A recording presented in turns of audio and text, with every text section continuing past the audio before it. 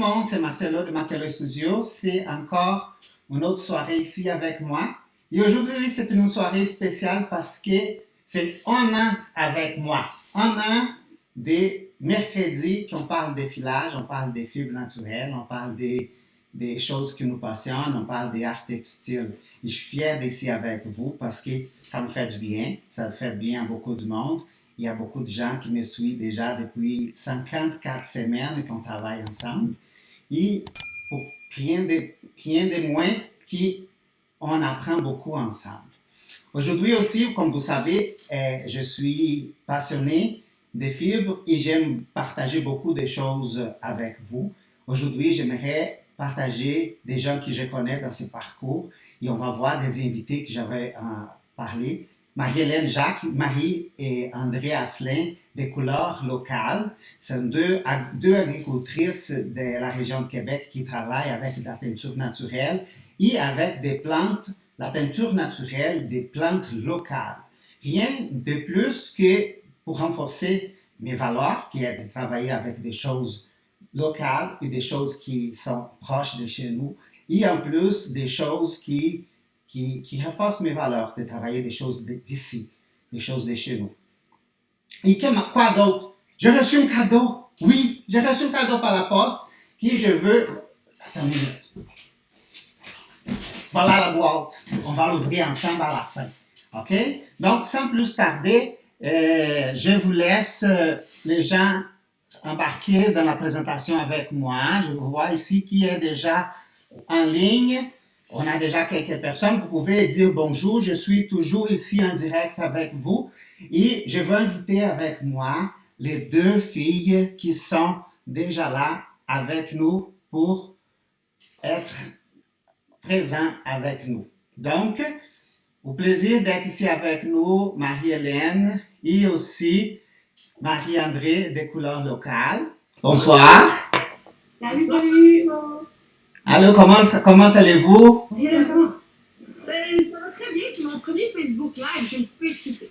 Au plaisir de vous recevoir, merci d'être là. J'aimerais que vous nous présentez, c'est quoi couleur locale, c'est quoi que vous faites, c'est quoi c'est quoi ça? On aimerait vous connaître. J'ai eu le plaisir d'échanger un petit peu avec vous, mais même moi, je vous connais pas beaucoup, donc j'aimerais vous connaître un peu. En fait, est-ce que je fais la petite histoire qu'on fait dans la formation d'habitude? On le fait. On le fait. Bon. Wow! Bonjour tout le monde. Moi aussi, un peu comme Marie-Hélène, c'est la première fois que je fais ça, donc ça se peut que je bafouille et que je passe proche, mais bon, ça fait partie de l'aventure. En fait, couleur locale, si on parle au tout début, en fait, Marie-Hélène et moi, on travaille ensemble dans une autre vie, hein, parce qu'on a comme une vie parallèle. On travaille pour une entreprise qui s'appelle les Urbainculteurs, puis depuis plusieurs années. Puis en fait, ce qui est arrivé, c'est que en travaillant ensemble, on a réalisé que les deux, on tricotait. Puis on avait une passion pour ça, qu'on trouvait ça le fun et tout. Puis un jour, Marie-Hélène est arrivée en me disant « Tu devrais suivre une fille sur Facebook, elle s'appelle Myriam Rochon. Elle a une entreprise qui s'appelle Ali Ali. » Probablement que les gens qui écoutent en ce moment savent qui est Myriam Rochon. Et là, je commence à la suivre, puis un jour, je vois qu'elle donne un cours d'introduction à la peinture naturelle. Première chose que j'apprends de ma vie, il est possible de faire pousser des plantes qui teignent la laine. Moi, qui est horticultrice, j'avais aucune idée que ça, c'était possible. Fait que là, je me dis, bon, je vais inviter Marie-Hélène, on peut faire ça ensemble, voir si ça peut être une petite sortie. Puis, dans ce temps-là, on se connaissait, mais on était tous des collègues, on n'était pas vraiment des amis. Puis là, ça impliquait d'aller à Montréal aussi. Puis, bon an, mal an, on est allé, on s'est inscrit. Puis on est allé à la formation de Myriam Rochon. Puis sûrement que Marie-Hélène va pouvoir en parler aussi. On a comme eu une espèce de gros clash, là. Tu sais, il y a comme eu pour nous un avant cette formation-là, puis un après. Puis en sortant de là, on était comme complètement transportés, on tripait bien raide, on avait comme découvert de quoi de vraiment fou, tu sais. Puis on s'est dit... Hey, on fait des affaires, on ramasse des matières, on essaie de faire des tests, tout ça, puis découvrir cet nouvel univers-là. Puis en fait, depuis ce temps-là, ça n'a jamais arrêté. Puis je sais pas si tu veux continuer un peu plus loin, Oui, Marie-Hélène, mais c'était comme ça le début, mettons. moi, je me souviens, en sortant de la formation, on était sur le trottoir, l'autre Oui. côté de la rue. Puis, tu sais, c'est drôle parce que c'est comme un peu comme le moment fondateur de tout ça. On était sur le trottoir, puis c'est comme si on réalisait qu'on venait d'ouvrir une porte d'un univers qu'on ne cesserait jamais d'explorer. Moi, j'ai pas dormi pour vrai pendant 3 jours. Je ne faisais que penser à la peinture. C'est encore le cas aujourd'hui. Je pense pratiquement tout le temps à la peinture et encore des fois, ça m'empêche de dormir parce que j'ai des idées de choses à tester. Mais ces 3 jours-là, moi, je suis une passionnée, une curieuse. Fait que souvent, je pars sur un trip de faire ci, de faire ça. Puis là, quand je dis à mes amis, hey, j'ai une nouvelle passion, c'est tel truc, ils sont comme, ah oui, tu sais, dans 3 mois, ça va être autre chose. Mais là, ça doit faire 4 ans, 3-4 ans que c'est pas d'autre chose. C'est pas d'autre chose parce que ce qu'on a réalisé, c'est que on était passionnés des plantes, on était passionnés de fibres, puis on savait pas qu'il y avait un point où ces deux choses-là se rejoignaient. Ce point-là, depuis qu'on se tient dessus, là, c'est notre, tu sais, depuis qu'on dit trouver son X dans la vie, ben là, on est vraiment toutes les deux sur notre X ensemble, puis ça, c'est hallucinant. Et quand est-ce que vous avez trouvé ces X, Zara? Comment c'est arrivé? C'est la fibre. C'est vraiment après cette formation-là, on a réalisé que les plantes qu'on aime tant pouvaient colorer naturellement, écologiquement, respectueusement la fibre qu'on aime tant aussi. Wow. Fait que c'est ça qui s'est passé, tu sais. Fait que là, on était en octobre à ce moment-là, novembre, en tout cas, trop tard pour faire pousser des plantes. OK. Fait que là, cette année-là, on a ramassé du mort de café, des feuilles, de trucs dans les jardins, on travaille dans notre travail d'horticultrice là, urbaine. On a ramassé des feuilles d'artichaut, des trucs d'artichaut. Ouais, ça fait ça. Oui, des trucs bruns puis beige, tu sais, parce que il y avait plus beaucoup de matière colorante là, disponible parce qu'il était très tard dans l'automne. Fait que quand on montrait aux gens, hey, regardez notre nouvelle passion, c'est la peinture naturelle, regardez ce qu'on a fait. Puis on était comme, ah, waouh, tu sais, on a réalisé des vieux rideaux de peintre-roulotte des années 70 là. C'était pas super, mais je pense que c'est un préjugé qu'on a nourri pendant un automne, sans faire exprès, là. Mais qu'en peinture naturelle, on peut faire seulement des couleurs fades, des couleurs terre, des couleurs. Mais il n'y a rien de plus faux. Tu sais, la peinture naturelle, toute l'histoire de l'humanité jusqu'à il y a 150 ans, c'est seulement ça que les gens faisaient. Tu sais, il n'y avait pas de peinture synthétique. Mais par contre, c'était loin d'être toujours bon pour la santé et l'environnement. Il y avait plusieurs matières qui étaient utilisées, comme l'étain, le chrome, le cuivre, pour modifier les couleurs, qui sont maintenant connus comme étant cancérigènes, comme modifiant l'ADN, des trucs terribles. Ce qui est nouveau là, avec le mouvement de teinture naturelle actuel, qui connaît un nouveau souffle, celui qui a connu peut-être dans les années 70, c'est vraiment cette perspective-là là, de prendre soin de la santé des gens puis prendre soin de la santé de la planète.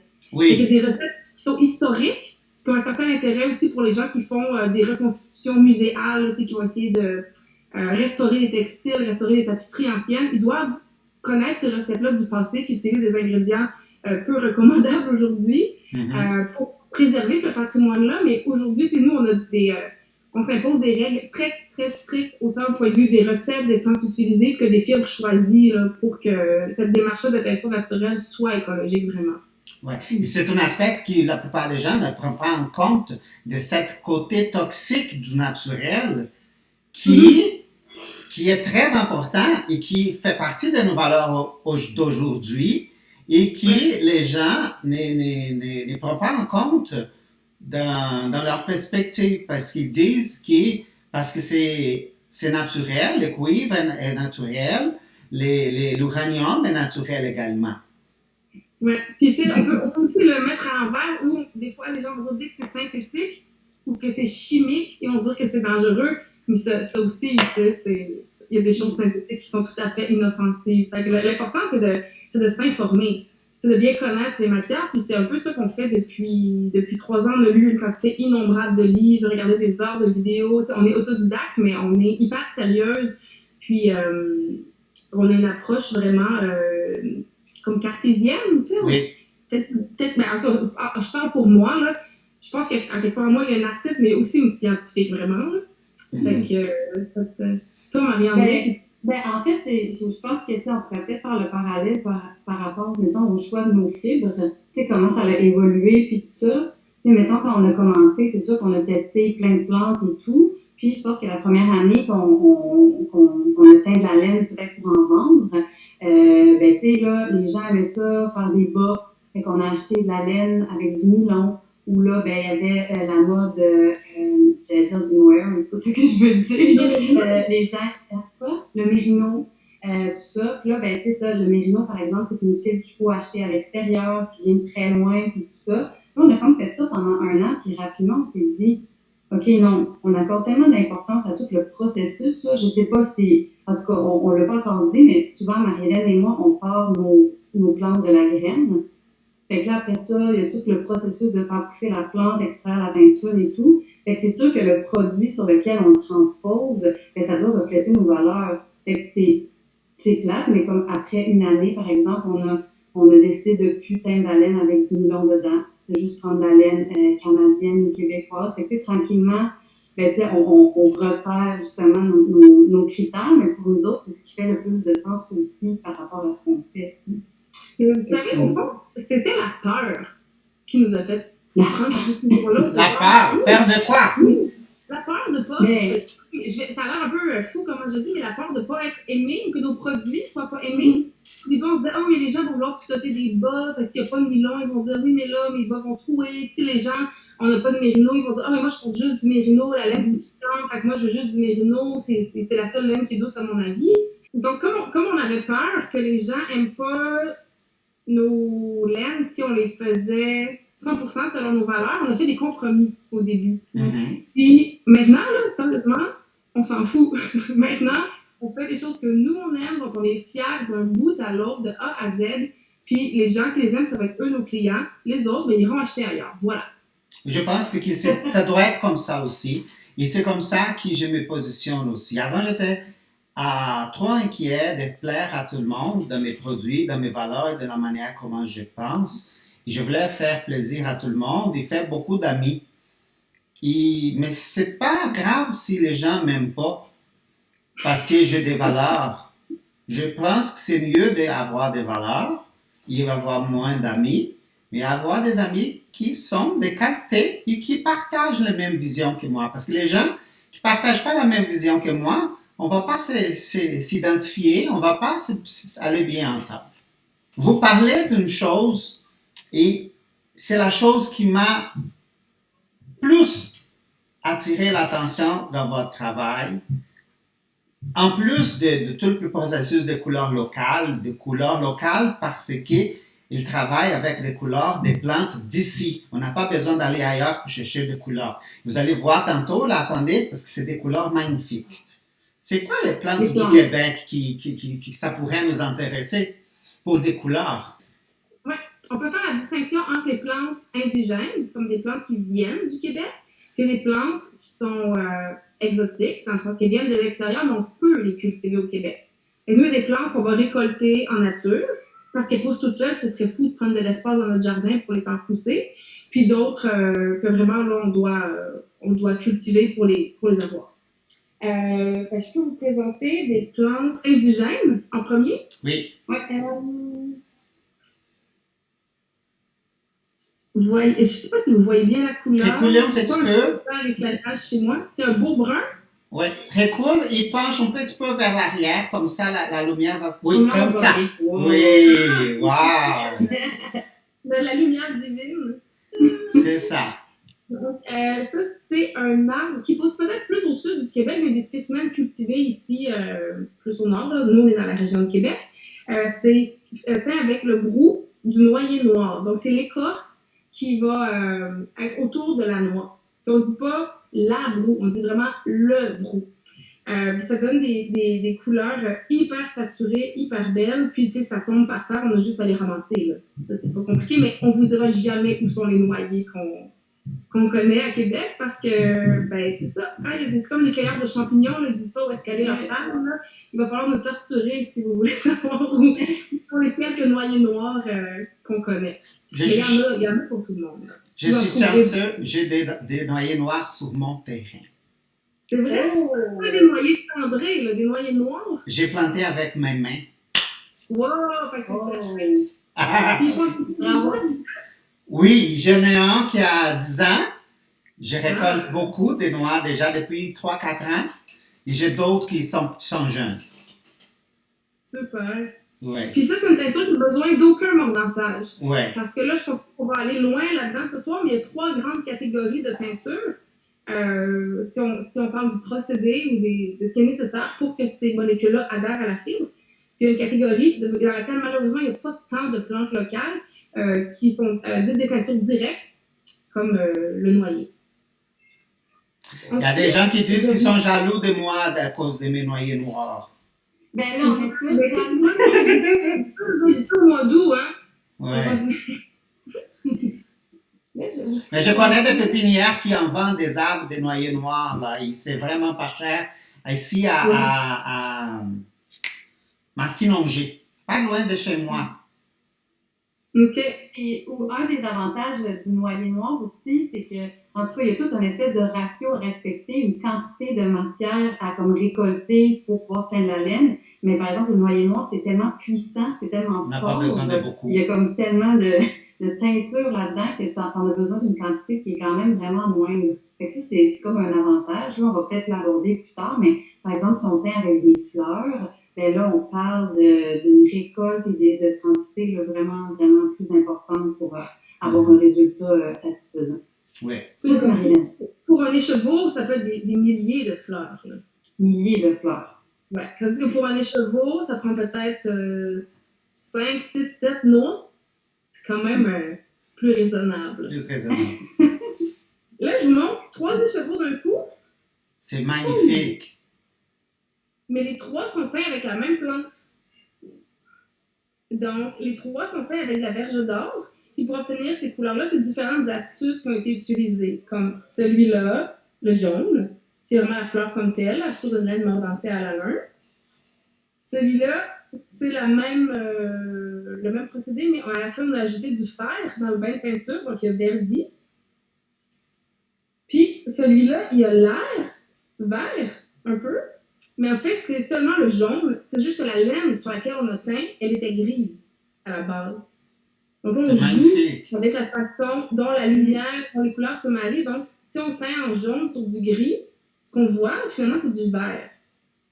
Puis là, on j'entends des gens qui mélangeaient de la peinture dans les quincailleries, mais comme, ben oui, tout le monde sait ça. Nous, on savait vraiment pas. Donc, il y a plein de façons. C'est pour ça qu'on n'a pas dormi pendant 3 jours. Si vous comprenez le nombre de possibilités. C'est large. Mm. Et une chose que j'ai facile, juste une parenthèse là, Oui. parce que moi, je suis ici, ma tête voyage autant que vous autres là. Si on voyait dans la science, il y a toutes les variantes qu'il peut avoir là, parce que la teinture naturelle, on ne peut pas contrôler là. On essaie de contrôler comme être humain, c'est naturel à nous autres d'essayer de contrôler la science. Êtes-vous d'accord? On essaie d'avoir, au moins, de découvrir qu'est-ce qui va arriver dans une certaine conclusion d'une expérimentation quelconque.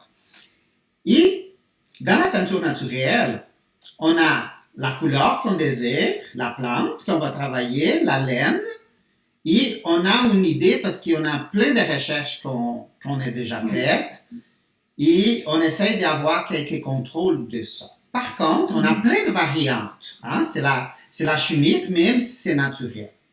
On a la variante de l'acidité de l'eau, qui peut varier, l'alcalinité de l'eau. On a l'amordançage, qui peut varier d'une chose à l'autre. Il y a la plante, pour aller vers une tonalité de couleur à l'autre. Et tout ça... Oui. La plante, ça peut dépendre si on l'accueille au printemps ou à l'automne, si elle a poussé dans le centre de l'argile, si une année a été très sèche, une année a été pluvieuse. La composition chimique de la plante va vraiment varier selon les conditions sous lesquelles elle a poussé. Donc, tout ça aussi, Exactement. Ouais. Donc, tout ça ensemble, c'est des variantes qu'on ne contrôle pas.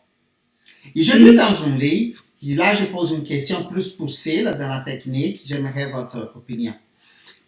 Elle disait le suivant: à cause de toutes ces variantes qu'on ne contrôle pas, À partir du moment qu'on a une des variantes qu'on peut contrôler pour aller chercher une couleur X, Y ou Z qu'on veut, une couleur, si on veut un bleu foncé qu'on aime, et qu'on a trouvé une variante qu'on peut contrôler, on doit garder ces contrôles-là le maximum possible pour garder cette recette-là. Êtes-vous d'accord avec ça? Et comment vous faites pour garder ces contrôles-là, si vous êtes d'accord ou non? En fait, dans tout ça, il y a quand même une part de lâcher prise, là. En Oui. fait, tu sais, je veux dire, une des choses que Marie-Hélène dit souvent quand on fait des formations, c'est que, en tout cas, l'outil là, le plus important, c'est comme vraiment la prise de notes. Quand on fait des tests, essayer de prendre le plus de notes possible sur la température de l'eau, le temps de l'extraction, le temps, le mordançage, les quantités qu'on a utilisées et tout. Mais tu sais, mettons, là, elle donnait l'exemple de la verge d'or. La verge d'or, ça va pas mal tout le temps donner un jaune. Mais c'est juste que la tonalité exacte du jaune va changer d'une fois à l'autre. Fait que la seule chose qu'on peut vraiment contrôler, c'est que si on fait plusieurs, mettons, si on teint 6 écheveaux de laine d'un coup, on sait que ces 6-là vont être pareils. Mais après ça, si on fait exactement le même processus avec toute la prise de notes, les mêmes temps et tout, puis qu'on refait les 6, ils vont se ressembler, mais c'est sûr que ultimement, à la lumière, il va quand même avoir des petites différences. Fait que c'est comme quelque chose de beau d'un certain côté, parce que ça fait que c'est des batchs uniques, si je puis dire, mais ça fait que, tu sais, sur une production, mettons, de grande envergure, ben, tu sais, c'est plus dur de... On peut pas, si on fait quoi de beau une fois, ben, ça veut pas dire qu'on va être capable de le reproduire dans le futur. Mais on va être capable de se rapprocher de ça. Mais c'est vrai pour la peinture synthétique aussi. Ben oui. Ils disent toujours l'avertissement, achetez le nombre suffisant de balles pour votre projet, car il peut y avoir de légères variantes. C'est la même chose. Fait que, c'est pas quelque chose que les tricoteuses ou entre ceux qui utilisent les fils, peu importe ce qu'elles font avec, qui vont dire, mais c'est tellement choquant la teinture naturelle parce que c'est comme ça, parce que c'est quand même une réalité de la teinture, sauf que c'est vrai qu'il y a énormément plus de facteurs qui peuvent faire varier la teinture naturelle. Mais moi, c'est ça. Je pense que si on est fâché comme ça, on va pas aimer la teinture naturelle. Si au contraire, une vie comme il y a quelqu'un qui commande que je suis d'accord avec l'idée du lâcher prise, d'être ouvert aux résultats quel qu'il soit, ben oui, merci. J'allais commenter ça. J'ai beaucoup aimé les commentaires de Francine Bourgeois qui dit « Je suis d'accord avec le thème de lâcher prise, d'être ouvert aux résultats, quoi qu'il soit. » Je suis d'accord avec ça aussi, parce que c'est très important, parce que j'ai touché ça, parce qu'il y a des gens qui sont très anxieux, ils travaillent la fibre pour contrôler cette anxiété-là, et malheureusement, l'anxiété sort quelque part. Et des fois, la frustration, beaucoup de gens, j'observe beaucoup de frustration sortie sur la teinture naturelle qui paye, qui est l'enfant lait du batch et qui paye les prix de la frustration. C'est pour ça que des fois, les gens, des fois, ils sont pas contents. Mais on peut faire des choses merveilleuses et que la teinture naturelle, elle a les mêmes caractéristiques d'une teinture synthétique. C'est juste qu'elle est naturelle. Ouais, mais à plusieurs égards, les gens peuvent avoir le droit d'être frustrés, hein? Ben oui. Parce qu'il y a des gens qui ont des mauvaises pratiques en teinture naturelle. Comme c'est pas toutes les plantes ont des molécules colorantes à l'intérieur d'elles, mais c'est pas toutes les plantes qui sont des bonnes teintures. Il y en a qui sont seulement des taches. Puis une tache, ça part au lavage si on frotte fort. Donc si quelqu'un tache de la laine au lieu de la teinte, puis il la vend, comme avec du chou rouge, de la betterave. Il y a des gens sur Etsy là, qui se présentent comme des teinturières puis qui vont vendre des produits avec des trucs qui sont pas des teintures. Mais le moindrement que ces choses-là, ces molécules-là sont exposées aux rayons du soleil, au lavage ou juste à l'oxygène de l'air, et les couleurs vont s'altérer, vont s'oxyder, vont grisonner, vont devenir plus fades. Mais je comprends si quelqu'un vit cette mauvaise expérience-là par, tu sais, qui est causé par une artisane ou un artisan peu scrupuleux, qui n'est pas soucieux des bonnes pratiques, puis qui est peu informé sur les techniques qu'il applique lui-même, ben c'est sûr que c'est vraiment malheureux pour les artisanes comme nous, qui font des efforts considérables pour s'informer, pour bien connaître leur matière, pour seulement utiliser des vraies plantes colorantes. Fait que c'est sûr que les gens qui il y a des gens qui ont vécu ça, qui se sont vraiment fait avoir là, par des gens qui prétendaient être des artistes, des artisans compétents. Hein? Je les comprends d'être fâchés, mais c'est ça. Toutes les couleurs vont évoluer. T'sais, même les teintures synthétiques, si on laisse un vêtement sur la corde à neige un mois de temps, il va parler lui aussi là, que la teinture soit naturelle ou synthétique. Là, il y a pas, c'est la vie. Mais bon, merci beaucoup. Là, c'est vraiment intéressant c'est d'aller sous ces petits points-là. Là. Merci. Bon, on continue. Je vais avoir plus de couleurs. Oui, c'est ça, j'allais dire. Je montre là, je vous ai présenté des plantes qui poussent ici en abondance partout. Là, je peux vous montrer des plantes qu'on doit absolument cultiver ici parce que il y en a pas. Mais juste pendant que Marie-Hélène sort sa laine, tu sais, par rapport à la verge d'or qu'elle montrait précédemment, je trouve que quand tu commences, c'est une des plantes les plus fun parce que c'est super accessible. Tu sais, il y en a partout. Il faut juste trouver un bord de route ou un champ qui en a. Puis Alors, ce que je vous montre, c'est des couleurs qui ont été toutes obtenues avec une plante qui s'appelle la garance. C'est une plante qui est utilisée depuis extrêmement longtemps en Europe. Puis ici, de notre côté de l'océan, il y a des plantes de la même famille qui ont des colorants, mais aucune ne se compare à la richesse, la quantité et la concentration des colorants qu'il y a dans les racines de garance. C'est un peu le même jeu que tantôt, c'est 3 couleurs.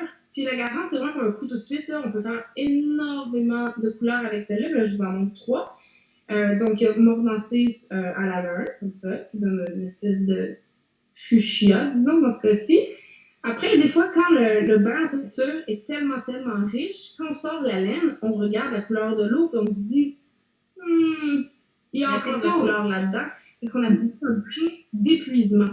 Donc, c'est ici, l'espèce de rose un peu pêche, c'est le bain d'épuisement. Donc, dans le même bain de teinture, on a rajouté de la laine encore, on a une teinte plus pâle. Qui est obtenu là, avec les mêmes racines.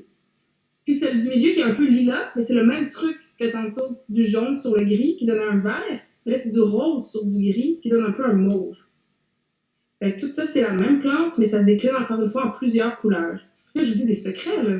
Notez ça, là. C'est vraiment les fans, là. Wow! Mais j'avoue que...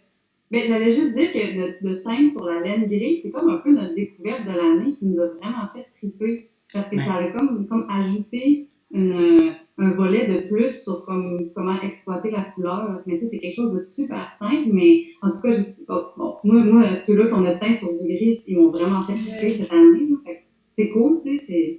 Mais tu sais qu'est-ce qui m'a réveillé pour ces mélanges de couleurs naturelles? C'est quand j'ai filé ensemble une laine beige avec une laine grise qui m'a donné un bleu acier. J'ai filé ensemble 2 brins ensemble, un beige et un gris, un crème et ça. J'ai mis ça ensemble, ça m'a donné un bleu acier. J'ai dit, wow! Et là, j'ai commencé à mélanger des couleurs. Donc, j'ai fait ce que j'appelle mes nappes cardées marbrées. C'est ça que je joue avec des couleurs naturelles parce que il y a des toisons qui sont, par exemple, Opaga, il y a 22 couleurs à peu près. Les chèvres Angora à 12 couleurs naturelles. Donc, c'est juste de mélanger ça ensemble. Ça... Mais moi, il y a un projet là, que j'ai le nom de projet que dans nos têtes, là, c'est un peu fou, mais il y en a un auquel je pense depuis longtemps, peut-être qu'une audience de fileurs et de fileuses, ça peut-être le temps de vous en parler un peu. C'est qu'au fond, quand on regarde la laine du poil au microscope, là, chacun a son épaisseur, la grosseur de ses écailles, l'organisation de ses écailles, tout ça. Fait que pour un même colorant qui rentre à l'intérieur de cette fibre-là, quand la lumière le révèle, on voit une chose différente. Fait que j'aimerais ça, faire une collection de plus de fibres possibles. C'est un filé là, de plusieurs dizaines de moutons, d'animaux quelconques, là, puis de toutes les mettre dans le même bain de teinture pour voir comment, dans un seul bain de teinture, comment cette couleur-là se révèle sur tout un grand éventail de fibres. Parce qu'on dit, des fois, on teint sur du mérino, on teint sur de la laine plus rustique, on teint sur différents poils, là, différentes laines. Wow, c'est le fun! Les couleurs sont différentes. Parce que microscopiquement, là, la fibre est différente. Mais ça, wow, j'adore l'idée! Ben moi, depuis tout longtemps, je me dis, un jour, je vais aller sur un groupe Facebook de filles. Mais on pourrait faire ça. Juste moi, j'ai 27 races de moutons dans mon atelier. 27 races des moutons différentes. Bon, ben ça va être notre première collaboration, Marcel. Bravo, Ouais. c'est fait. Wow! Ah, c'est trop cool! Hein? En plus, j'ai du lama, j'ai du bison, j'ai de l'alpaga souris, de l'alpaga wakaya. J'ai plein de choses. J'ai du chien, Cool. j'ai de... Wow! J'ai des frissons aussi. Bon, on va prendre une pause juste pour voir les questions parce qu'il y a des commentaires là. On va faire juste un petit tour. Donc, je vais monter ici. Il y a une personne qui a demandé pour les mordants naturels. Qu'est-ce que vous pouvez dire? Est-ce que vous avez quelque chose à dire sur ça?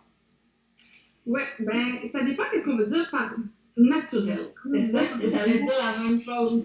Ouais, Naturel, bon, je dirais, si je peux me permettre, naturel comme plante. On est en train d'explorer, justement, c'est un de nos nouveaux sujets d'obsession. Il y a des plantes qui vont accumuler dans leurs cellules l'aluminium. Donc là, on s'entend que le mordant, ça reste de l'aluminium. OK. C'est juste que quand on utilise l'alun, l'origine, c'est des mines où le minerai a été extrait, purifié, puis on l'utilise sur la laine. Puis somme toute, c'est je sais qu'il y a des opinions contradictoires là-dessus, mais il y a une espèce de consensus comme quoi c'est sans danger pour le teinturier, la teinturière, puis la personne qui va porter le vêtement. Quand on utilise l'alun d'origine végétale, au fond, c'est de l'aluminium qui est dans la plante. Là. Si on dit, moi, je veux pas d'alun, fait que je veux pas d'aluminium, donc je vais utiliser des plantes, on se trompe en disant ça, parce que c'est encore parce que la plante est riche en aluminium que ça fonctionne. Ce qui est intéressant, c'est l'origine, parce que les mines, c'est pas une industrie vraiment reluisante là, pour la planète. Là. C'est quand même... ben, j'ai pas besoin de vous parler là, des conséquences environnementales, puis même humaines, parce que les mines, c'est souvent des mines qui sont situées dans des pays d'Asie du Sud-Est, entre autres pour l'alun, quand les conditions de travail non plus sont pas très chouettes. Tandis qu'un mordant populaire, là, comme alternative à l'alun, c'est une plante qui s'appelle le Symplochus, qui est utilisée depuis des millénaires en Asie, qui est mis en marché par une fondation qui s'appelle Babelou. Je me rappelle, je ne connais pas. On pourra peut-être l'écrire après. Oui, c'est correct. Fait que là, au fond, tu sais, ça vient d'Indonésie, de Polynésie. OK. Bref, c'est une coopérative de gens. Ça crée du bien sur la planète. C'est une ressource renouvelable cultivée par des gens qui se sont rassemblés pour la mettre en marché. Fait que c'est pas comme encourager l'industrie minière étrangère. Fait qu'il y a ça. Puis dans les plantes, il y a des teinturières en ce moment, là, beaucoup qui se penchent sur cette question-là, de savoir quelles sont les plantes accumulatrices d'aluminium, entre autres d'Amérique du Nord, puis qui font différents tests. Mais c'est comme une acquisition de connaissances qui se fait quand même de façon collaborative, qui est en cours, finalement, parce que il n'y en avait pas. Tu sais, les Premières Nations ici n'utilisaient pas d'alun, puis ils teignaient des trucs. Ben Il y a des gens qui s'inspirent des recettes qui ont été recensées pour voir comment ça fonctionnait. Puis il y a certaines techniques de teinture très anciennes qui n'utilisent pas de mordançage, mais ça marche seulement avec certains types de teinture où on crée un bain acide dans lequel il y a un tanin aussi. C'est un peu technique, mais ça fait que la teinture végétale va se comporter comme une teinture acide que les teinturières vont utiliser là, qui font de la teinture synthétique. Vraiment, là, ça va donner le même comportement à la teinture, donc on évite le mordançage à ce moment-là en faisant un seul bain de teinture, mais ça marche surtout pour des plantes comme la garance, comme la rhubarbe, pas pour les plantes à jaune comme la verge d'or par exemple. La camomille. Ou la camomille des teinturiers, mais des gens vont dire que oui, ça fonctionne. Donc c'est vraiment un savoir qui est justement la quête que les teinturières de notre vague à nous ont d'être le plus écologique possible. C'est des questions qui sont renouvelées, sur lesquelles les gens travaillent en ce moment, puis nous, ça nous passionne complètement. On s'inscrit dans cette mouvance-là, sans hésiter. C'est vraiment intéressant. Puis, tu sais, une autre chose aussi, si je peux compléter là-dessus, on parlait du lâcher-prise et de la curiosité, mais c'est que en fait, l'alun, qui est le plus grandement utilisé, est réputé pour pas vraiment influencer la couleur au final. Ça a peu d'impact, tandis que le Symplochus, ben, fait déjà une première coloration à la laine, puis tout dépendant de quelle teinture on fait, son utilisation en ratio est différente. Fait que là, c'est comme si, en décidant d'aller, par exemple, vers le Symplochus, ce qu'on avait pensé contrôler comme paramètre, par exemple, pour certaines teintures, vient juste de partir en fumée. Fait que c'est comme encore un nouvel apprentissage, mais c'est cool, mais tu sais, c'est ça, tu peux pas vraiment prendre les choses pour acquis parce que justement, là, tout va être renouvelé. Mais bon, ça fait partie de l'aventure, là, c'est bien correct. Mais et ce que je trouve le fun, c'est que c'est toujours de l'apprentissage à renouveler et aller plus loin parce que ça finit pas là. Mhm. Il y en a plein d'autres choses à découvrir, il y en a plein d'autres pistes à aller fouiller parce que parler de ça, au Brésil, il y a d'autres plantes indigènes. Je vais au Brésil, là, je pense qu'on va parler de ça. Et les Amérindiens du Brésil utilisent des plantes indigènes teinturielles qui n'ont pas besoin de mordançage. Mhm. Puis il faut que je fouille là-dedans de la teinture naturelle du Brésil pour apprendre un peu, parce qu'il y a d'autres procédés qui n'ont pas besoin de mordançage et j'aimerais comprendre pourquoi et comment. Mhm. Parce que ça va être d'autres choses intéressantes à exploiter et à connaître. Comment ça? Hein? Donc c'est juste un début d'apprentissage qu'on commence et qu'on va partager parce que c'est beaucoup de choses, beaucoup de chemins à faire. Hein? Ouais. Il y a énormément de questions qui s'ajoutent là. Ben oui, j'ai arrêté de les faire là. On a la teinture du coton. Est-ce qu'on peut teindre du coton? Oui. Bon, on peut teindre du coton. C'est un apprentissage à faire plus loin. On va aller voir d'autres questions parce que Francine. Excusez-moi de m'appuyer sur votre question, Madame Francine Bourgeois, mais écrivez-nous puis on va vous donner plus de détails. OK. Oui. Mais la garance, il faut absolument être pas sauvage.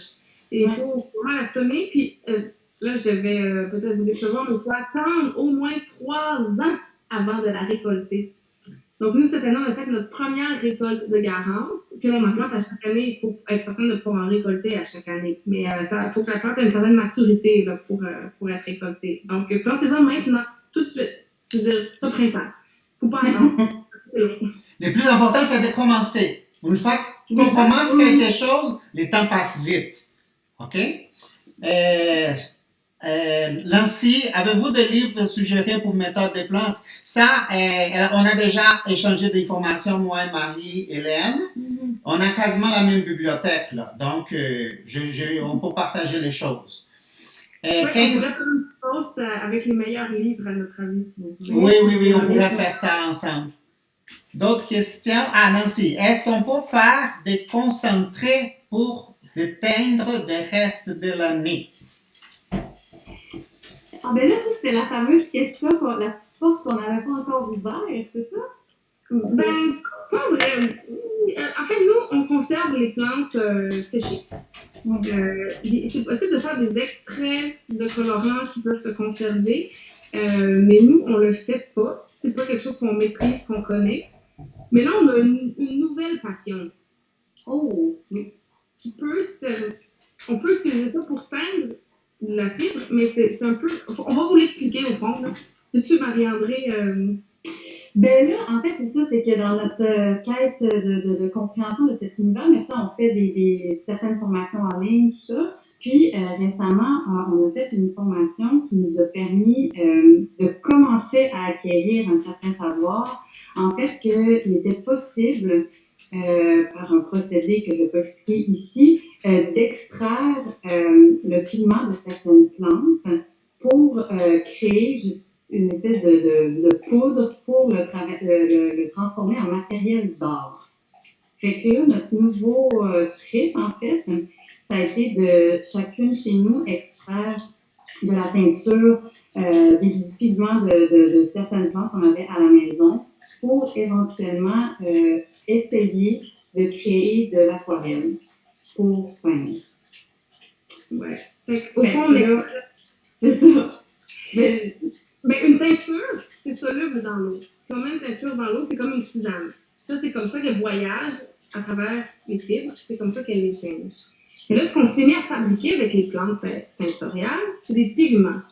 Un pigment, c'est différent d'une teinture, c'est insoluble dans l'eau. Donc, si on le met dans l'eau, elle va couler au fond. C'était, quand on parle, est-ce que c'est possible de faire des extraits? Anciennement, c'était une façon de conserver les pigments. Parce que quand on a des plantes séchées, c'est énorme.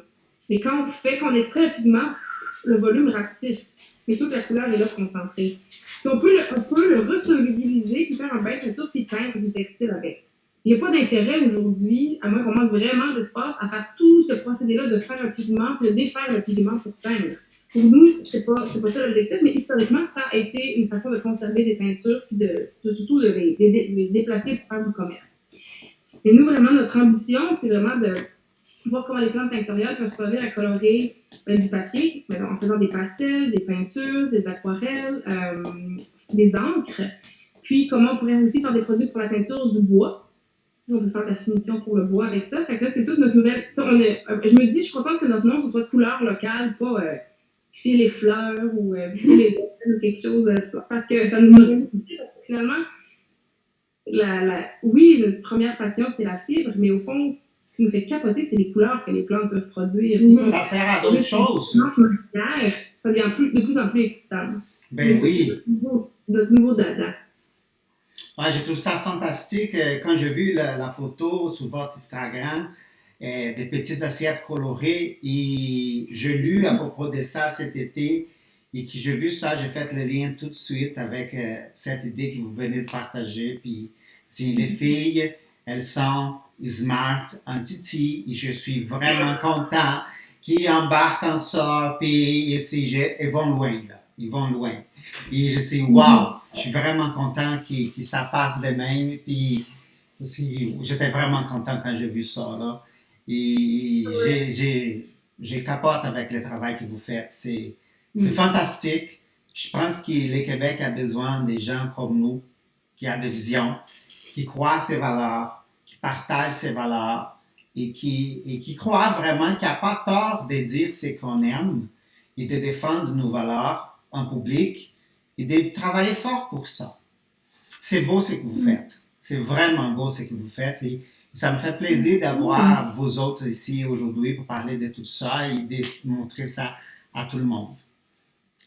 Il y a Chantal qui demande où est-ce qu'on peut trouver des semences de Garance? Nous, cette année, on a fait notre première récolte de semences de Garance, mais les taux de germination sont pas super excellents. Fait qu'on est comme réticente à les vendre, mais peut-être à des individus qui sont conscients de ça, ça nous dérangerait pas. Et quand vous pouvez les acheter à des semenciers d'excellente réputation qui vendent des graines qui ont des bons taux de germination. Je pense entre autres aux États-Unis à Grand Prismatic. Je ne sais pas si tu peux l'écrire dans le chat. Dans le chat sur Facebook, oui. Oui, OK. Eux, ils ont une section semences de plantes tinctoriales dans leur site. C'est rare que les semenciers vont explicitement avoir une section de plantes tinctoriales, mais eux, c'est le cas. Donc, ça y est, j'ai réussi. Je vous ai mis le nom de semencier que je vous recommande. Ah oui, c'est bon, merci. J'ai une autre question. Est-ce que l'amarante est une plante tinctoriale? L'amarante? Oui, mais il y a des gens qui l'utilisent, puis qui, selon certaines méthodes, certains vont prétendre que c'est une couleur qui va être durable. C'est très controversé comme usage là, pour la fibre. C'est plus typiquement utilisé pour colorer des aliments. Mm-hmm. Donc oui, il y a un usage colorant, mais très alimentaire. Plus alimentaire. Oui, c'est bon. J'aimerais ça vous montrer une dernière plante. Ben oui, on est là pour ça. Faites comme chez vous, hein? J'aimerais pas ce que tu vas montrer. Ok, ben je pense que je le sais. Ouais. Je vais vous montrer les couleurs obtenues avec. J'ai pas fait des C'est ça que j'attendais. C'est ça que j'attendais. Avec l'indigo japonais. Est-ce que c'est un bon endroit pour que vous voyez la couleur? Oui. Ça va bien, oui. Ok. C'est pas mal beau. Ah, il n'y a pas de couleur, je pense, qui crée autant de fascination que le bleu du ciel. Le bleu, c'est une couleur qui n'est pas si présente dans la nature. Non. Oui. Vraiment, il y a peu de fleurs bleues, là. Il y en a qui tirent sur le bleu, mais c'est souvent quelque chose de mauve, là. Tu sais, du vrai bleu, là, c'est courant. Puis vraiment, c'est ça, une couleur qui depuis toujours a suscité l'envie, la convoitise des humains. Puis elle se laisse désirer, vraiment. Ben oui. Ouais, parce que peut-être, Mariana, tu veux parler un peu de principe de teinture de l'indigo et pourquoi c'est si différent. Oui. Ben, en fait, c'est ça, là, je veux pas mêler personne, mais en fait, c'est Marie-Hélène, plutôt, elle a parlé qu'il y avait comme différents types de teinture. Elle a parlé de la teinture directe avec l'exemple du noyer. Ce qu'elle a montré avec la verge d'or, c'est une teinture à mordant, donc qui a été précédemment mordancée. Puis là, quand on arrive dans l'univers, on peut vraiment utiliser le terme univers de l'indigo, on appelle ça une teinture de cuve. Fait que là, tout ce qu'on pense savoir sur la teinture naturelle ne tient plus parce que c'est un procédé qui est complètement autre. C'est-à-dire que pour faire ça simple, il faut créer un, un, un milieu anaérobique alcalin pour que le pigment puisse se solubiliser pour aller adhérer à la laine. Puis quand on ressort avec le contact de l'oxygène, va rester fixé à la laine. Puis là, ça peut paraître comme « ben oui, je pense que c'est facile, tu sais, changer le pH, puis enlever l'air, tu sais, ça doit être quand même facile à faire. » Mais si on décide, comme Marie-Hélène et moi, de prendre des techniques qui ne nécessitent pas nécessairement des produits là, qui sont mauvais pour l'environnement, ben là, c'est extrêmement complexe et le savoir relativement à ça est beaucoup dans le domaine du feeling, si je peux me permettre l'expression. C'est-à-dire qu'il n'y a pas de données strictes. Je ne sais pas si Marie-Hélène, c'est correct ce que je dis, mais c'est ça, mais il n'y a pas de recette magique. Tu sais, c'est beaucoup au niveau des odeurs, des textures. C'est correct quand ça sent ça. Il faut que ça ait tel aspect, mais tu sais, il n'y a personne à côté de toi pour te dire oui, c'est correct, tu sais, t'es rendu là, tu peux le faire. Tu sais. Juste pour extraire le pigment de la plante, il faut faire fermenter les feuilles. Fait que tu fais fermenter les feuilles, ok, ça a l'air bien, là, mais quand est-ce que c'est prêt? C'est prêt quand l'eau a une certaine couleur, quand le liquide a une certaine odeur, quand les feuilles ont une certaine apparence, mais pas tout le temps. S'il fait très chaud, les signes vont être d'une telle couleur, d'une telle odeur, mais quand il fait très froid, parce que la fermentation est très très longue, les produits secondaires qui vont être faits par cette fermentation-là sont différents. Donc la couleur, l'odeur de l'eau, tu avais compris au coup que c'était ça, mais là c'est plus ça. Donc on a gaspillé beaucoup d'indigo si vous saviez. Parce que personne n'est à côté de nous pour dire oui, là c'est prêt, c'est bon. Il faut que nous on rate pour apprendre que c'était pas correct, puis que le prochain coup ça va mieux aller. Donc on a eu une peine immense, là, le cœur fendu à gaspiller les plantes qu'on avait cultivées toute l'année, toute l'été, pour finalement qu'ils nous servent à rien du tout. Là. On a vraiment appris à la dure. Pas encore maîtrisé à 100%. On fait avec de l'indigo, on a du pigment indigo, on a des réussites, on a encore pas mal de checks aussi. C'est l'apprentissage, hein? Comment? Ça fait partie de l'apprentissage, c'est des essais d'erreurs. Oui, c'est ça, absolument. Fait que c'est un peu comme c'est notre plante chérie, on a comme une relation amour-haine, parce que ça nous fait vivre beaucoup d'émotions. Le japonais, définitivement, c'est comme une montagne russe dans notre vie de teinturière. Mais c'est très, les réussites sont d'autant plus satisfaisantes, finalement. Mais il y a quand même une des techniques je peux dire que maintenant on réussit bien, là, c'est qu'on peut aussi teindre avec les feuilles fraîches. Mais c'est comme un processus qui est quand même beaucoup plus rapide. Là. En gros, on est dans le champ où il y a l'indigo. On coupe le plus possible. On les feuille quand même assez rapidement pour qu'elles soient encore fraîches. Puis après, on les blende carrément avec de la glace. Ça devient très froid. Puis on filtre ce jus-là, puis on peut immerger la laine. Il y a quand même du bleu qui va aller se fixer. Fait que ça, puis c'est ça, mais tout ça doit être fait quand même relativement rapidement. Mais c'est comme trippant à faire parce que c'est comme un résultat assez rapide. Dans une journée, on passe de couper les feuilles au résultat que Marie-Hélène a montré présentement. C'est ça, on fait ça depuis plusieurs années, c'est quand même vraiment cool. Oui, ça fait des bleus très clairs. Puis, l'indigo a une molécule jumelle.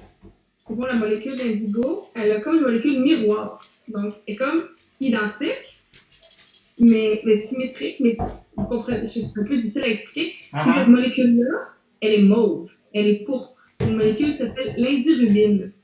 C'est une grande réussite de l'année.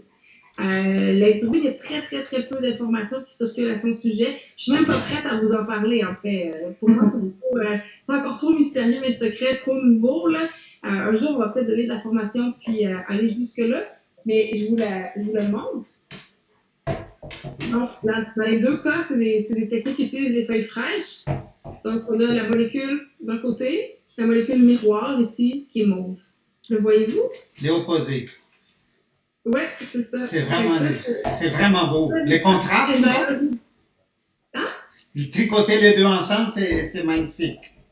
Ben oui, c'est ça. Il y a comme un symbolisme aussi là, des jumelles miroirs.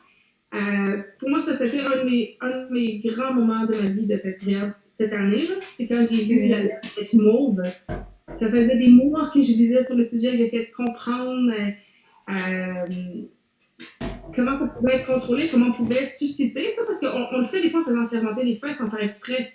On obtient les émotions, mais on ne sait pas comment on a fait vraiment. On ne peut pas le répéter. Mais là, on a l'indigo qui nous frustre tellement. On a apprivoisé une partie qui était pas existante. Mais la plante, j'ai oublié son nom, mais les feuilles d'Igo qui poussent ici au Québec, Ouais, non. ça marche pas pour vous autres? Non. Non, je crois qu'il y a du pigment bleu dedans, mais il est très, très, très, très peu concentré. D'où le nom faux indigo, justement, j'imagine. OK. Bon, je suis très content de la rencontre aujourd'hui. Est-ce que vous avez d'autres choses à vous montrer ou c'est tout pour aujourd'hui? Ben,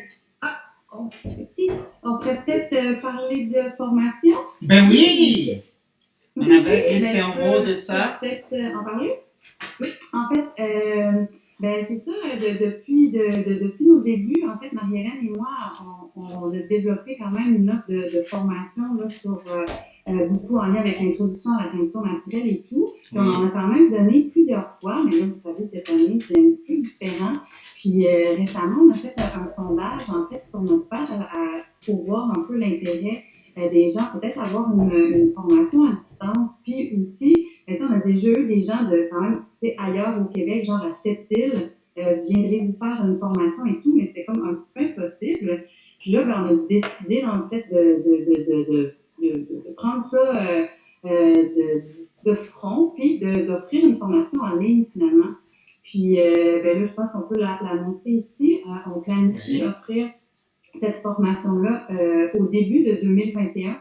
En fait, le 30 et 31 janvier 2021, ça serait 2 blocs de 2h30, en fait, où on fait vraiment une introduction à la teinture naturelle, vraiment tout le volet théorique, mais on fait les actions aussi pour montrer vraiment le processus du lavage, de l'extraction à la teinture. Fait que, moi, je pense qu'on est bonne, fait que je vous conseillerais. Bien sûr, je pense je pense que c'est dû, là. Vous êtes prête à nous transmettre ça. Plus que prête, là. Je pense qu'on est hâte, hein? Qu'est-ce que vous en pensez? Si vous êtes d'accord avec moi, envoyez-moi des cœurs et des thumbs up pour renforcer ça, là. Moi, je suis partant et je pense qu'il va y avoir beaucoup d'autres personnes qui embarqueraient avec ça. Je suis certain que ça va être ça. Quand la pandémie va être finie, on va être super heureuse de recommencer en présentiel, comme on dit maintenant, l'expression à la mode, parce qu'il y a quand même rien de plus chouette que de pouvoir pouvoir manipuler les fibres, tout ça. Là. Fait que ça va nous faire plaisir de vous rencontrer puis d'aller au centre d'art sur les îles de Berthier. Oui. Ici, on a un bel espace au Centre d'art. Avec l'Association des fileurs et fileuses du Québec, on a déjà fait 2 rencontres. Ici, on se déplace avec l'association de temps en temps ici pour donner la chance d'autres fileurs d'ailleurs de se rencontrer. Donc, on vient ici se rencontrer de temps en temps. Et on a l'espace du Centre d'art qui est ouvert pour la MRC généralement, mais on ouvre aussi à beaucoup d'autres personnes aussi pour donner cette chance de partager, surtout de partager cette savoir-faire immatériel. Je trouve que c'est important de garder vivant et garder vivant à partir du partage avec des humains, là, qui c'est là, de se rencontrer, de montrer, d'être ensemble aussi. Ouais. Puis, tu sais, mais dans le fond, moi aussi, tu sais, pour ma part, c'est le fait d'avoir suivi une formation sur quelque chose que je connaissais pas du tout qui m'a amené ce déclic-là. Fait que je me dis, si je peux redonner ça à mon tour, puis peut-être comme motiver quelqu'un à ouvrir cette porte-là, puis plonger dans cet univers-là, ben c'est comme, ça me rend fière. Fait que c'est cool, tu sais. Oui, c'est vraiment agréable de pouvoir redonner à la communauté ce qu'on a reçu de certaines manières. Ma passion pour les filages, c'est venu comme ça et ça m'a fait plus que bien. Ça garde ma santé, surtout. Je trouve que pour moi, c'est pas juste une question juste du plaisir, juste une question de hobby. Ça garde ma santé, ça garde les mouvements de mes jambes, de mes pieds. C'est très important ça pour moi. Le fait d'être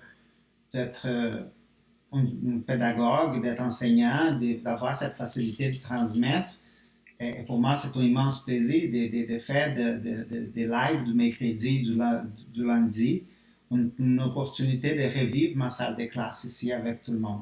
Donc, c'est une chance énorme que j'ai de pouvoir être ici, d'avoir tout le monde comme public pour moi. Mais merci beaucoup de cette compagnie aujourd'hui pour cette soirée.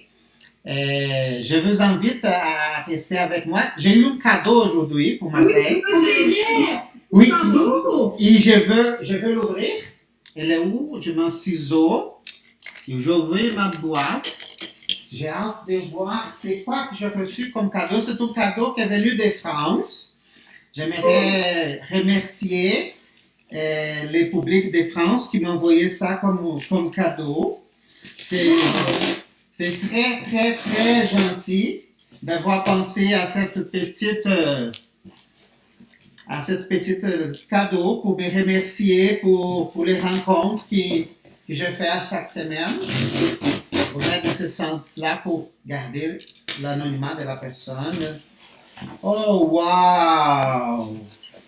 Il y a une petite carte d'une petite ferme avec une petite carte qui dit pour que je puisse m'amuser. Ils disent merci beaucoup pour le cours. Ici, c'est des fibres. C'est des toisons, des oassans. C'est une race de moutons que je ne connais pas. C'est un mouton tout primitif qui a 4 types de fibres dedans. Donc, il y a du noir. Et ici, c'est un alpaga qui s'appelle Léon. Un petit peu de cette toison. Merci beaucoup. Je suis vraiment, vraiment content de ce petit cadeau. C'est vraiment gentil. Je vous écris en privé tantôt pour remercier. Et merci beaucoup. Donc, j'aimerais vous remercier pour cette soirée-là. On va terminer notre rencontre aujourd'hui. J'espère que vous avez aimé cette rencontre aujourd'hui. Et on se voit la semaine prochaine pour notre rencontre. Mais avant ça, demain, 5 heures, on a notre rencontre en anglais. Sur Google Meet, il y a les liens de la rencontre pour Google Meet. Demain, je vais ouvrir aussi ça, en même temps que je vais être sur Google Meet, je vais ouvrir live. La rencontre, ça se passe en anglais. C'est à partir de 5 heures aussi, ici sur Machiavelli Studio. Sinon, la fin de semaine, va avoir un autre podcast peut-être pour FIBA. Suivez aussi la page de FIBA parce qu'il y a des tirages pour les gens qui ont contribué sur le Gland Cell. Martine va faire du tirage, va annoncer les gagnants. Il y a un kit que j'ai fait un don aussi de mon petit kit de découverte des fibres qui c'est sur ma page Etsy.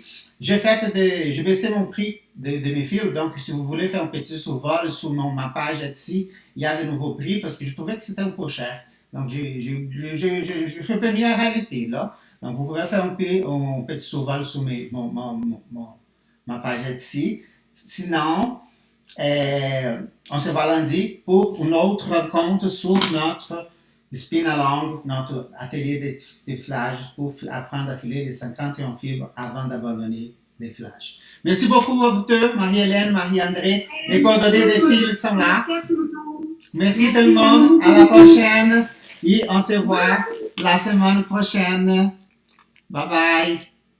Salut! Salut.